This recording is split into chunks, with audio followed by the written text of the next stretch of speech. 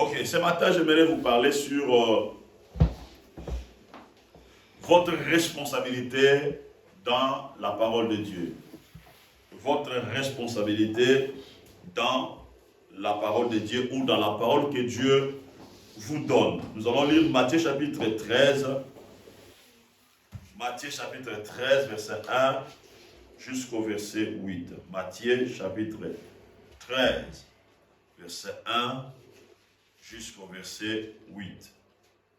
Matthieu chapitre 13, verset 1 jusqu'au verset 8. Votre responsabilité dans la parole que Dieu vous donne. S'il vous plaît, que je peux vous mettre debout, nous lire Matthieu chapitre 13, verset 1 jusqu'au verset 8. Ce jour-là, Jésus sortit de la maison et alla s'asseoir au bord du lac pour enseigner. Une foule nombreuse s'assembla autour de lui, si bien qu'il monta dans une barque et s'assit. Les gens se tenaient au bord de l'eau. Il leur parlait de beaucoup de choses en utilisant des paraboles. Il leur disait, un jour, un homme s'en alla dans un champ pour semer. Tandis qu'il lançait la semence, une partie des grains tomba le long du chemin. Les oiseaux virent et mangèrent. Une autre partie tomba au sol, pierreux, où il y avait peu de terre. Les grains poussèrent aussitôt parce que la couche de terre n'était pas profonde. Quand le soleil fut haut dans le ciel, il brûla les jeunes plantes. Elles se desséchèrent parce que leurs racines étaient insuffisantes. Une autre partie des grains tomba parmi des plantes épineuses. Celles-ci grandirent et étouffèrent les bonnes pousses. Mais d'autres grains tombèrent dans la bonne terre et produisirent des épis. Les uns portaient 100 grains, d'autres 60 et d'autres 30. Et Jésus ajouta, écoutez bien si vous avez des oreilles. Écoutez, le mot qui me touche, c'est le verset 9 qui dit que celui qui a des oreilles pour attendre, entende.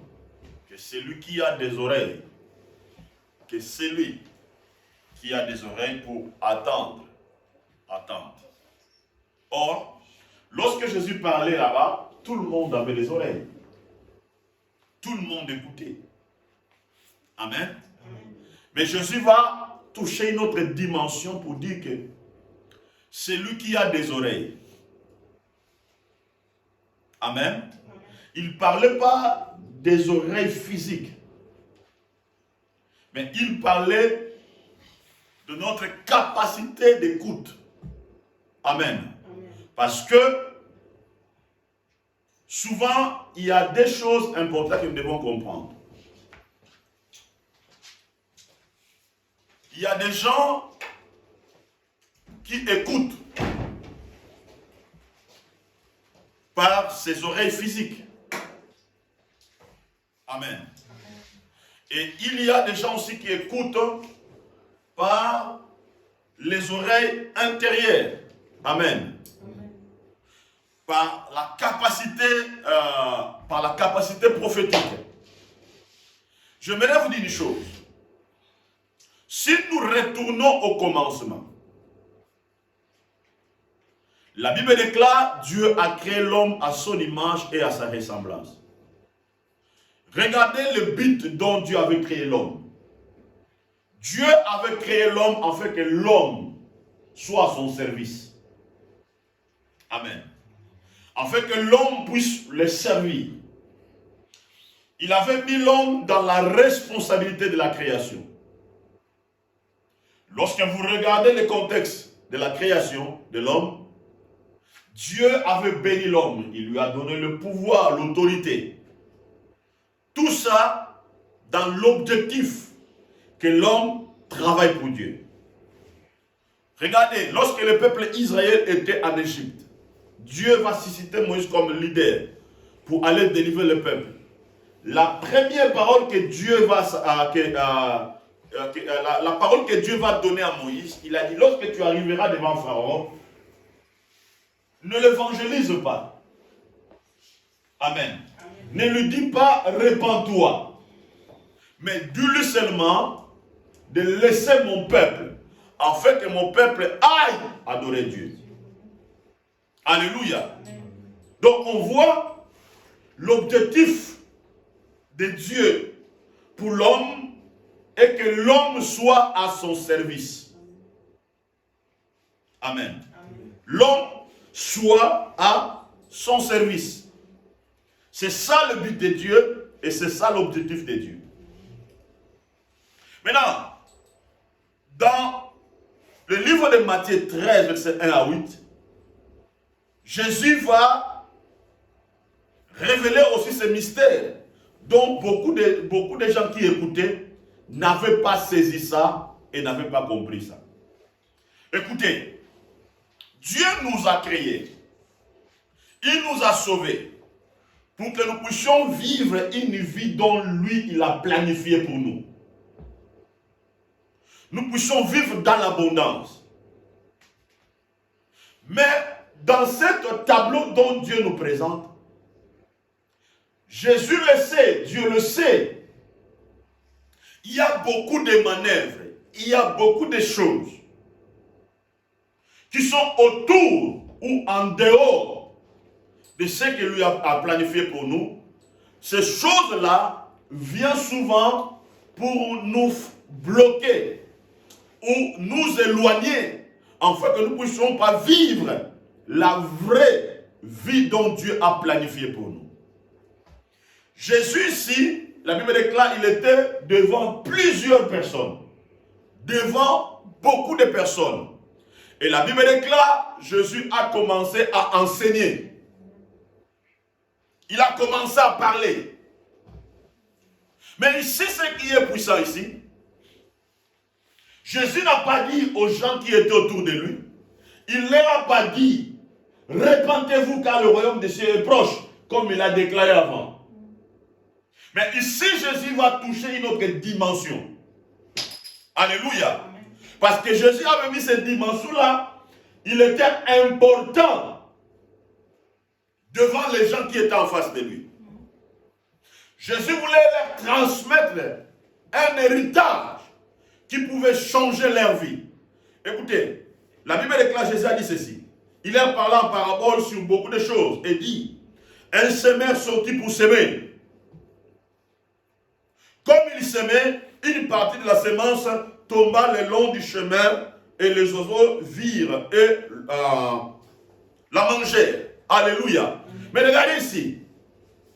Ici, Jésus, il parle sur 4 types de sols. 4 types de sols. Il a parlé du premier sol, deuxième sol, troisième sol et quatrième sol. Devant les gens qui l'écoutaient. Et ce qui est important ici à comprendre, les 4 sols-là représentent les 4 types de personnes. Amen. Représentent les 4 types de personnes. Donc Jésus, lorsqu'il enseignait, il était en face de 4 types de personnes qui étaient en face de lui. Et comme leader, comme responsable, nous devons mettre dans la tête, lorsque Dieu te donne une vision, parce que Jésus avait la mission aussi de sauver le monde, avait la mission de sauver les gens qui étaient en face de lui. Mais dans la dimension prophétique, il avait identifié qu'en face de moi, il y a 4 types de sols, il y a 4 types de personnes. Alléluia. Et dans l'église aussi, nous avons ces 4 types de personnes dans l'église. Maintenant, regardez. La Bible dit ceci. Une partie de la semence tomba le long du chemin. Amen. Une partie de la semence tomba le long du chemin. Maintenant, cette parole contient les leçons morales spirituelles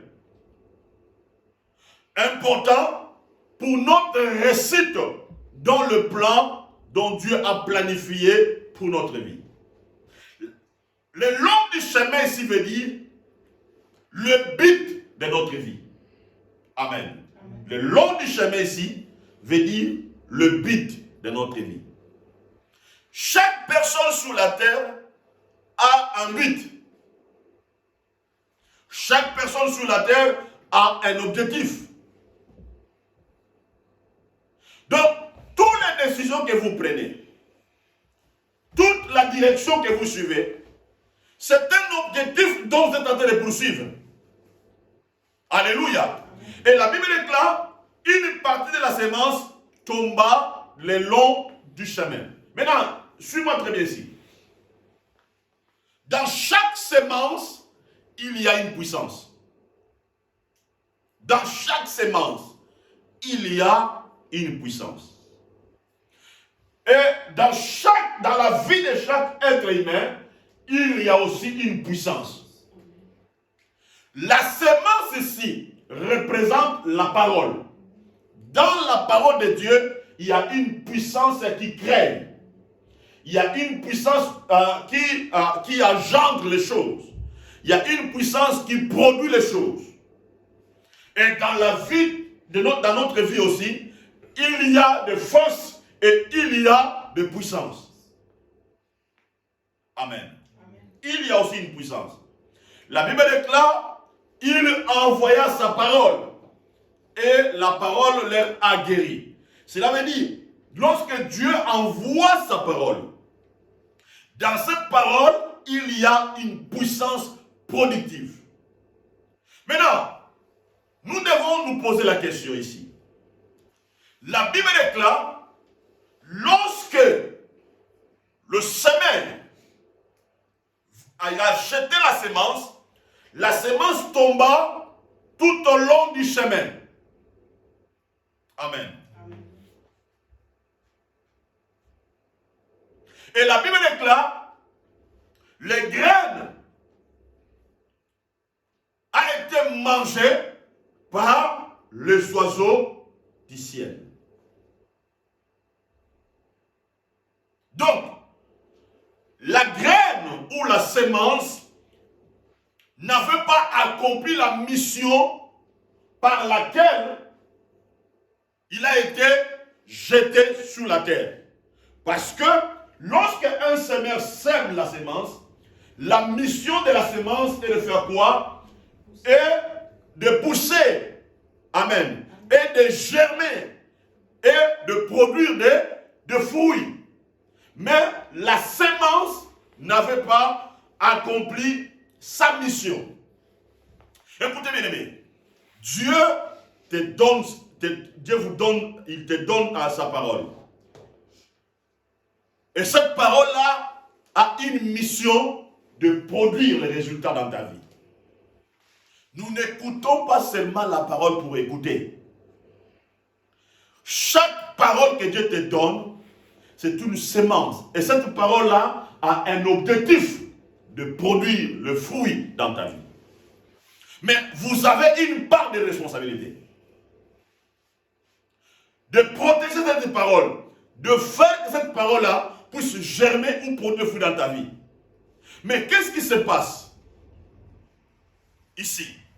La parole a été donnée, mais la parole n'a pas accompli son but ou son objectif. Comment? Parce que la parole a été tombée tout au long du chemin.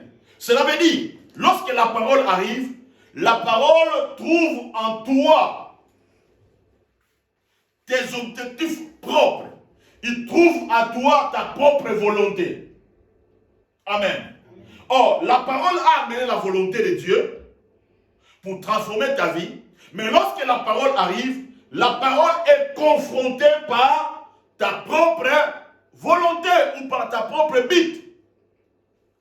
Cela veut dire, tu es incapable de s'adhérer à cette parole. Tu es incapable d'avoir la même vision par rapport à la parole que Dieu t'a donnée. Mais lorsque la parole a tombé, lorsque la parole vient dans ta vie, la parole de Dieu rencontre ta propre but, ta propre volonté. Maintenant écoutez, la parole de Dieu est puissante. Amen. Parce que beaucoup de gens pensent que quand la parole de Dieu vient dans ta vie, cette parole-là est censée de produire les résultats. Non, non, non, non, non. Lorsque la parole tombe tout au long du chemin, la parole de Dieu ne produira pas le résultat. Elle ne produira pas le résultat. Pourquoi? Parce que la parole, elle rencontre ta propre volonté. Or, ta propre volonté, c'est une puissance qui peut étouffer la parole que Dieu te donne. Beaucoup de gens ne comprennent pas ça. C'est une vérité. Cela veut dire ta propre volonté, ta propre puissance peut étouffer la parole que Dieu te donne. Parce que la force la plus puissante dans votre vie, c'est votre caractère. La force le plus puissant dans ta vie, c'est votre caractère. Amen. C'est votre caractère. Or, souvent, notre caractère marche ensemble avec les décisions que nous prenons dans notre vie. Or, par des décisions que les choses changent. Aucune chose ne peut changer sa décision. Amen. Maintenant, écoutez. La Bible déclare la sémence tomba tout au long du chemin. Je dis bien, tout au long du chemin veut dire c'est votre but, c'est votre objectif de vie. Maintenant, dans votre objectif de vie, vous avez votre manière de voir les choses. Vous avez votre manière de percevoir les choses. Et tout ça, ça crée en vous le caractère. Amen. Amen. Le caractère fait quoi? Il influence notre comportement. Amen. Il influence notre comportement. Maintenant, ce que beaucoup de gens ne comprennent pas, nous vivons notre vie par rapport aux choses que nous pensons. Tu vis ta vie par rapport aux choses que nous pensons. Cela veut dire, le résultat de ta vie est basé sur les choses dont tu penses. Maintenant, les choses dont tu penses là, c'est une force, c'est une puissance. Amen. Donc, tu es défini par rapport à ça. Tu dis non, moi je suis comme ça, je pense comme ça, je fonctionne comme ça. Maintenant, lorsque la sémence de la parole de Dieu vient avec puissance dans ta vie, lorsqu'elle rencontre ton caractère, ta manière de penser, ta manière de percevoir les choses, lorsque cette force-là n'est pas brisée, la parole de Dieu ne produira rien dans ta vie. La graine ou la sémence ne produira rien dans ta vie. Je vais donner un exemple simple. Dieu me dit, prends l'argent que tu as, donne ça. Maintenant, moi, dans mon caractère, je suis configuré par l'égoïsme. Vous comprenez? Je suis configuré par l'égoïsme. Je vois les choses comme ça. Pour donner, pour faire ça, c'est difficile pour moi. Maintenant, Dieu parle. Amen. Il envoie sa parole comme graine, comme la sémence. Elle tombe maintenant dans mon caractère. Elle tombe maintenant dans mes pensées. Vous comprenez? Maintenant, si cette manière de vivre est l'objectif de ma vie, ça sera, j'aurai du mal à laisser la sémence là germer ou produire quelque chose dans ma vie. Ce sera difficile pour moi. Et qu'est-ce que ça va se passer? La parole de Dieu ne produira pas le miracle ou ne germera pas dans ma vie. C'est ça le problème maintenant. Maintenant, ce qui est intéressant ici, la Bible déclare, les oiseaux du ciel sont venus et ils ont fait quoi? Ils ont mangé la sémence. La sémence tombe tout au long du chemin et les oiseaux du ciel. Maintenant, les oiseaux du ciel, c'est qui? Les oiseaux du ciel sont le pensée. Amen. Sont le pensée. Les oiseaux du ciel sont les pensées. Écoutez, lorsque nous naissons avec un cerveau vide. Vous comprenez? Nous naissons avec un cerveau vide. Mais lorsque nous commençons à grandir, notre cerveau commence à recevoir les informations par rapport à l'environnement dont nous vivons. Et ces informations fait quoi? Ça crée la pensée. Et la pensée devient quoi? La mode de fonctionnement. Est-ce que vous comprenez? Maintenant, tout autour de nous, il y a le pensée. La semence peut tomber dans ta vie. Maintenant, comme elle tombe dans tes propres objectifs, non dans le but de Dieu, maintenant, il y a des pensées qui viennent. Qui fait quoi? Mange la semence. Vous comprenez? Mange la semence. Je vais expliquer ça. Dieu me dit fais ça. Mais tellement que moi j'ai mon propre objectif de vie, tout autour de moi maintenant il y a des pensées qui viennent. Ne fais pas ça. Ne fais pas ça. Ne fais pas ça. Ne fais pas ça. Ne fais pas ça. Ne fais pas ça. Ne fais pas ça. Et le pensée vient quoi? Elle vole ta semence. Cela veut dire elle vole ta bénédiction. Elle vole la puissance. Elle vole la force. Amen. Elle vole la force là. Maintenant, posons la question. Maintenant, lorsque le pensée vole, Dieu est où? Il est là.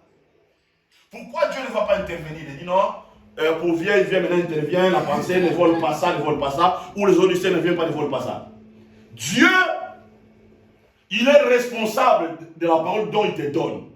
Maintenant, toi aussi, tu es responsable par rapport à la praticabilité ou au développement à la parole que Dieu t'a fait quoi? Dieu t'a donné. Donc, la responsabilité, c'est entre toi et la semence. C'est ça la vérité. Et voilà pourquoi nous avons beaucoup de gens aujourd'hui, bien aimés, ratent leur bénédiction. Parce qu'ils ne comprennent pas ça. Ils laissent des pensées, viennent voler la semence. Viennent voler la semence. C'est pour ça que vous allez voir, aujourd'hui, nous prêchons, nous enseignons tout ça, mais les gens n'arrivent pas à comprendre ce fonctionnement. Ils n'arrivent pas à comprendre ça. Parce qu'il y a des pensées qui viennent. Et cette pensée te fait quoi? Il te rend instable. Et tu es déséquilibré par rapport à ton fonctionnement. Et lorsque vous opérez comme ça, bien aimé, il vous sera difficile de vivre la bénédiction de Dieu ou d'entrer dans le royaume de Dieu. Une vérité que je vais vous dire. Beaucoup de gens rateront le ciel à cause qu'ils n'ont pas mené la sémence que Dieu leur avait donnée à produire les résultats. Beaucoup de gens vont rater ça. Ils vont rater le ciel. Parce que l'objectif de Dieu, quand Dieu te donne la sémence, il a pour but et que tu produis le résultat de ces semences-là dans son but et dans son royaume. Afin que tu exerces un ministère, tu exerces la responsabilité pour produire le résultat par rapport à la semence dont lui te donne. Amen. Et plusieurs personnes ne comprennent pas ça. Amen. Écoutez bien aimés. Beaucoup de gens ne comprennent pas.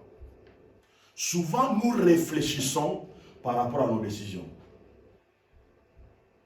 Nous réfléchissons par rapport à nos décisions. Je répète, nous réfléchissons par rapport à nos décisions.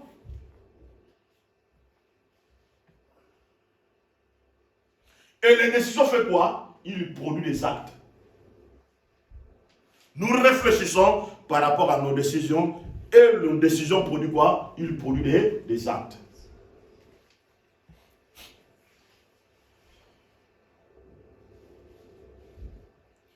Et moi, ce sont des choses qui m'ont rendu sage, de comprendre le fonctionnement. Je comprends maintenant que j'ai déjà, ça fait déjà au moins 18 ans passés ou 20 ans passés, si je ne me trompe pas, ou 16 ans passés. Ce que je vous enseigne, je l'avais déjà écrit dans un livre, Sors des limites et vie le bonheur. Vous savez, hier, j'étais fatigué, très fatigué. J'ai travaillé tout ça à la maison, j'ai travaillé, il fallait mettre certains ordres, tout ça, travailler, tout ça. Je suis allé devant mon ordinateur pour lire ces livres. Je suis resté au moins jusqu'à 2 heures du matin.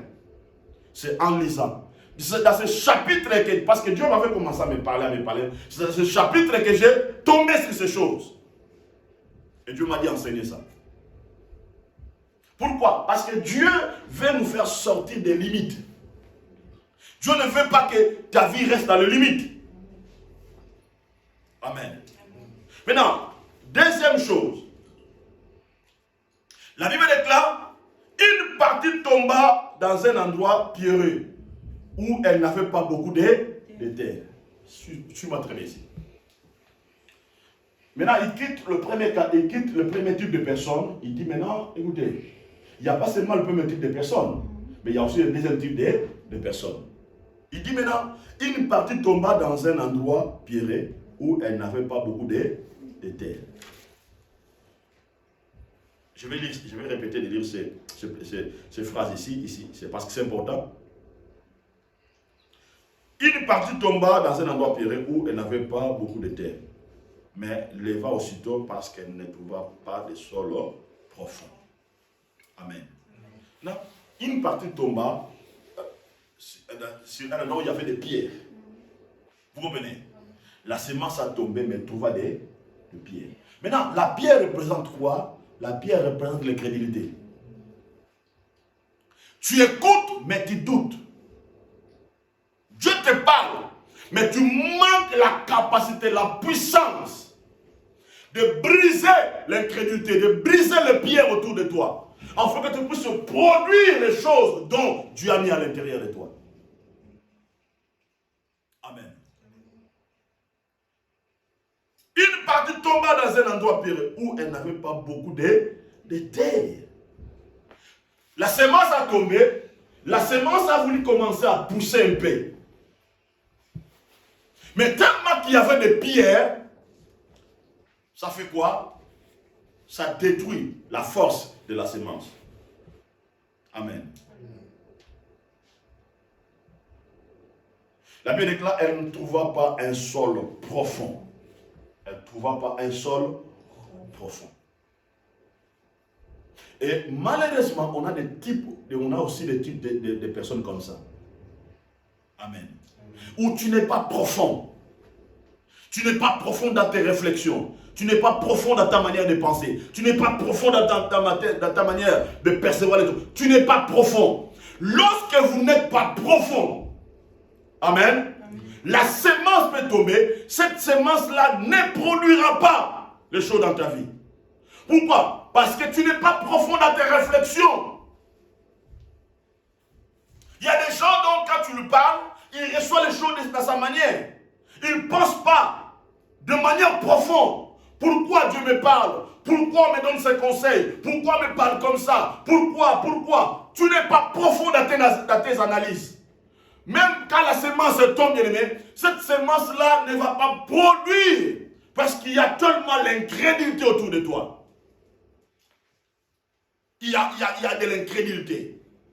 Et malgré la puissance de cette semence-là, cela ne produira rien dans ta vie. Combien nous donnons les explications? Dieu nous parle, mais tu donnes des explications. D'ailleurs, écoutez, je vous avais dit ceci. Dieu ne s'intéresse pas à notre souffrance. Vous vous souvenez de cela? Mais Dieu s'intéresse à notre foi. Je vous ai donné l'exemple de Bartimée. Bartimée, il arrive devant Jésus. Normalement, Jésus, il est Dieu. Il connaissait que le Messie avait besoin d'être guéri. Mais il arrive, il lui pose la question, que veux-tu que je fasse? Jésus n'a pas intéressé à la souffrance de Bartimée. Mais Jésus, il a intéressé à sa foi. Lorsque Bartimée a dit, je vais recouvrir la vie, à ce moment-là, Jésus l'a guéri. Bien-aimé, parce que là, nos pensées ne sont pas le pensée de Dieu, nos voix ne sont pas les voix de Dieu. Dieu ne se rabaissera jamais à ton niveau de réflexion. Dieu a besoin que tu penses comme sa sémence. C'est ça. Dieu veut que tu penses selon sa sémence. Et quand sa sémence vient, il faut que sa sémence-là écrase, brise ton incrédulité. Toutes les pierres qui sont autour de toi, il faut que cela soit brisé. Parce que Dieu a besoin de produire le miracle, le résultat dans ta vie. C'est ça ce que Dieu veut. C'est ce que Dieu veut. C'est pour cela, je n'aime plus écouter. D'ailleurs, j'ai compris beaucoup de choses, bien-aimés. Beaucoup. Je ne me focalise plus aux raisons que les gens donnent. Parce que je l'avais déjà dit. Si tu vas avoir raison, tu dois être raisonnable. Si tu vas avoir raison, tu dois être raisonnable. Si tu vas avoir raison, tu dois être raisonnable. Nous devons briser l'incrédulité. Briser ces choses. Écraser ça. Nous devons être profonds. Dans l'église, moi, je veux les gens profonds. Je veux les gens qui reflètent de manière profonde. Parce que, moi, vous savez qu'est-ce que je cherche? Je cherche les gens, quand tu lui dis ça, il le fait avec beaucoup de rapidité, beaucoup d'exécution. Amen. C'est ça ce que tu cherches. Parce que si tu n'es pas profond, tu peux faire retarder la bénédiction dont Dieu a arrêté pour toi. Tu peux le faire retarder. Amen. Maintenant, regardez, je finis à 2h du matin, monter au lit, tout ça, ça nous prend du temps pour dormir.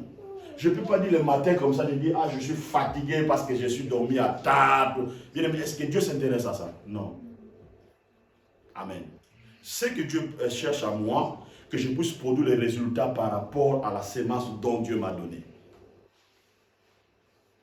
Dieu n'a pas besoin que je donne beaucoup de raisons. Non, je n'ai pas payé ma dîme parce qu'il y a des factures. Il s'en fout de ça. Ce que Dieu a besoin de moi, c'est l'obéissance. Ce que Dieu a besoin de moi, c'est l'obéissance. Il s'en fout de mes factures.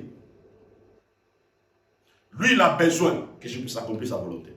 Et quand je le fais, il active l'abondance. C'est ça ce que Dieu veut. Dieu me dit, allez évangéliser. Je dois aller. Il s'en fout. Si je travaillais toute la semaine, il s'en fout de ça. Son problème que j'obéis. Il s'en fout de ça. Mais lorsque vous n'êtes pas profond, vous allez donner des raisons. Parce que ton sol n'est pas profond. Il y a des pierres, il y a l'incrédulité autour. Amen. Maintenant, regardez le résultat. Regardez. La Bible déclare, une autre tomba dans un endroit pierreux où il n'avait pas beaucoup de terre. Elle se leva, mais parce qu'il ne trouva pas des sols profonds. Mais quand le soleil parut, il fut brûlé et sécha, faute de...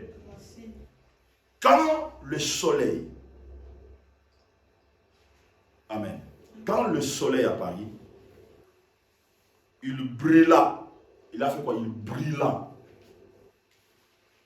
Bien aimé, il y a beaucoup de gens,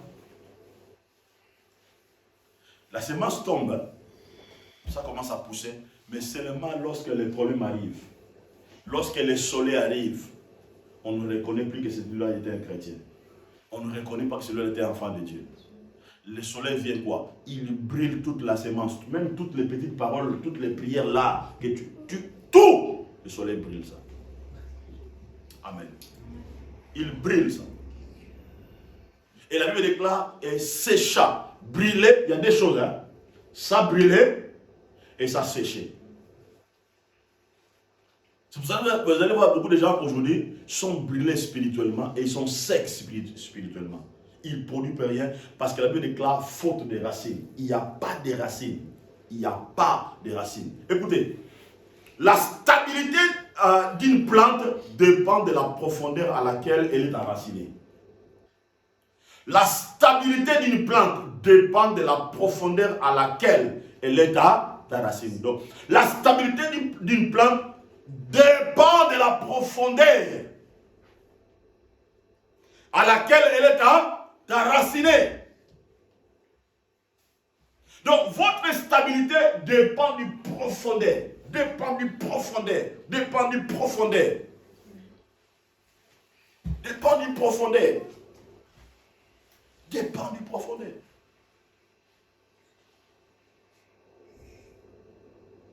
Dépend du profondeur.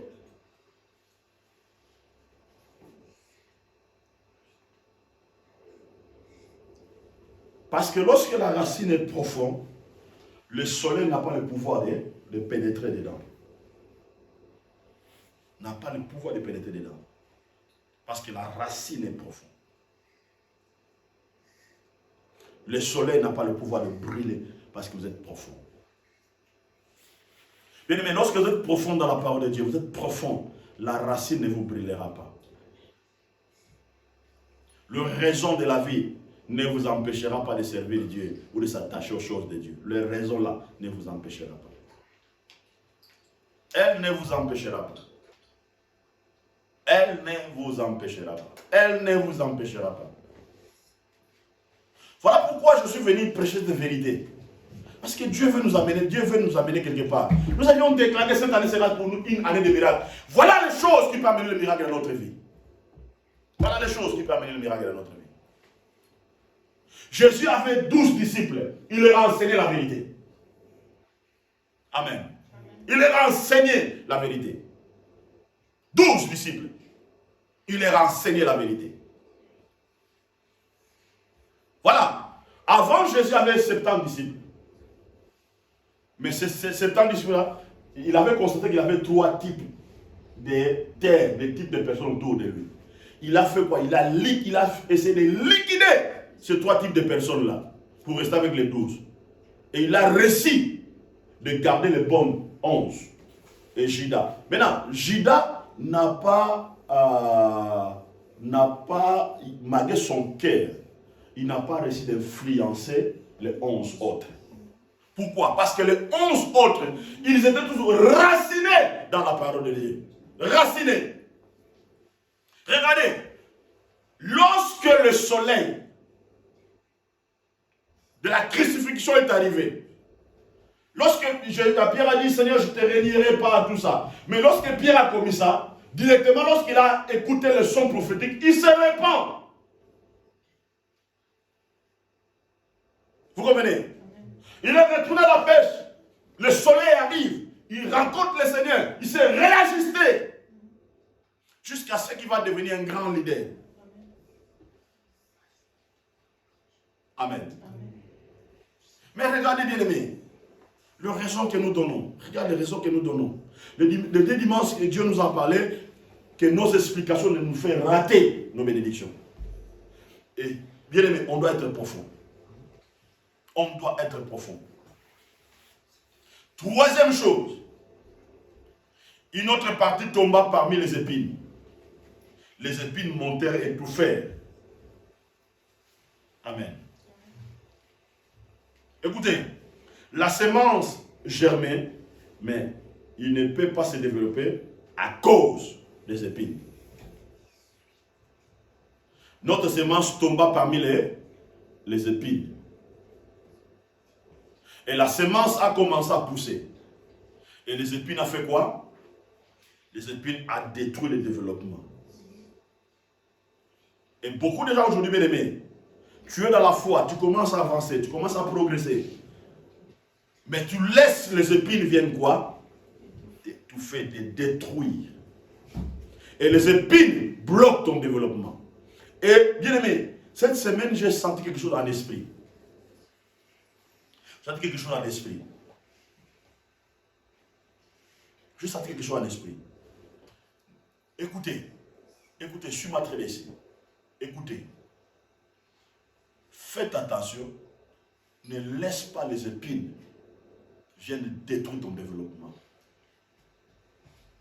Ne laisse pas les épines viennent détruire ton développement. Amen. Ne laisse pas les épines. Les épines sont les réalités de la vie. Les épines sont, il y a tant de choses ici. Ça peut être la crise, ça peut être beaucoup de choses. Ça peut être ton système de pensée. Mais ne laisse pas les épines. Les épines, ça peut être les réseaux sociaux que le diable utilise. Les épines, ça peut être des réalités familiales. Les épines, ça peut être beaucoup de choses. Mais ne laisse pas les épines viennent freiner ton développement. Parce que lorsque ton développement est freiné, lorsque tu es stagné au niveau de l'esprit, il sera pour vous impossible d'atteindre le plan que Dieu a